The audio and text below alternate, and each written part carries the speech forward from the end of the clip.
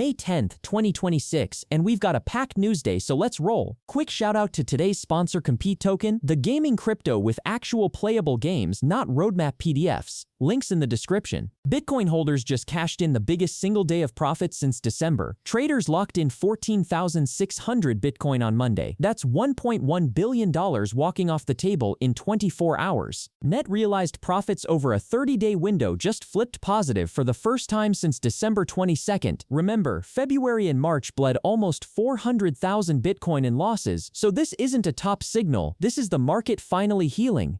The bears who were calling for capitulation are awfully quiet right now. Trump media just posted a $406 million quarterly loss, and almost all of it traces back to one decision: buying Bitcoin at the absolute top. They scooped up roughly 9,500 Bitcoin at an average of $108,000 per coin last summer. By the end of March, that stack was sitting on $500 million in unrealized losses. It's recovered a bit with Bitcoin back above 80,000, but the lesson here is timeless. Don't FOMO into peak euphoria. Even with Truth Social attached, math doesn't care whose wallet it is. Strategy CEO Feng Lei finally answered the question Bitcoin Twitter has been screaming about for 2 years: when do you actually sell? The answer is basically only when math demands it, specifically to pay an 11.5% dividend on a preferred stock or to offset taxes. Le literally said, "I believe in math over ideology," which is a brutal subtweet at every laser-eyed never-sell purist on the timeline. Strategy still holds the biggest corporate Bitcoin stack on the planet, but now we know the trigger. It's not panic, it's a spreadsheet. Tether just froze over $514 million worth of their stablecoin in 30 days. 370 addresses got blacklisted. The bulk on Tron, about 500 million there, with the rest on Ethereum. For everyone still calling stablecoins a lawless Wild West, Tether is doing more on-chain enforcement than half the banks in your wallet. Love it or hate it, this is what compliance-aware stablecoin reality looks like, and it's getting more aggressive every quarter. The US Treasury reportedly sent Binance a private letter demanding they actually comply with the monitoring program they agreed to back in 2023. You know, the one tied to that $4.3 billion settlement. This drops right after reports that roughly $1 billion flowed through Binance to entities tied to Iran, and Binance allegedly fired the people who flagged it. If you settle for billions and agree to a babysitter, you've got to actually let the babysitter babysit.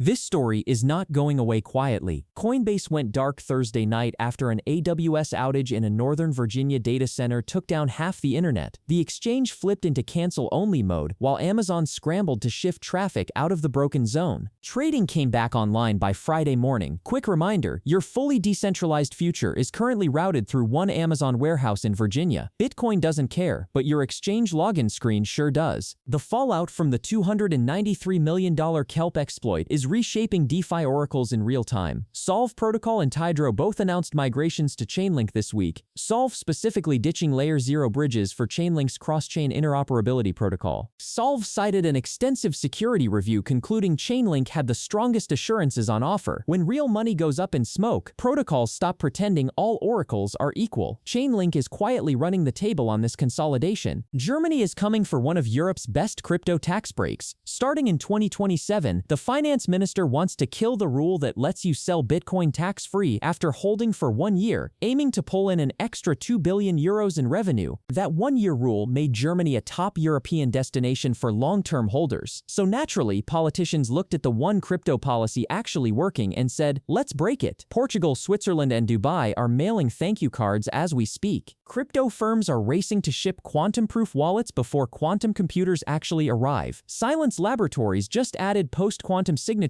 using a NIST-approved algorithm targeting institutional custodians first. One recent estimate puts the day quantum can crack current cryptography as soon as 2030. Bitcoin and Ethereum protocol upgrades could take years, so wallets are getting upgraded first as a stopgap. The skeptics keep saying crypto can't adapt, and crypto keeps adapting anyway. At Consensus Miami, PayPal and Google reps both said AI agent commerce will run on crypto rails. Translation: when your AI assistant starts buying things for you, it's paying with stablecoins, not Visa. This is exactly the use case skeptics swore would never happen. Now the biggest payments network on Earth and the biggest ad platform on Earth are saying it out loud at a crypto conference. The endgame for stablecoins isn't traders, it's every machine on the internet. One more shout out to today's sponsor Compete Token, gaming crypto with games you can actually play. Links in the description. That's the show. See you tomorrow.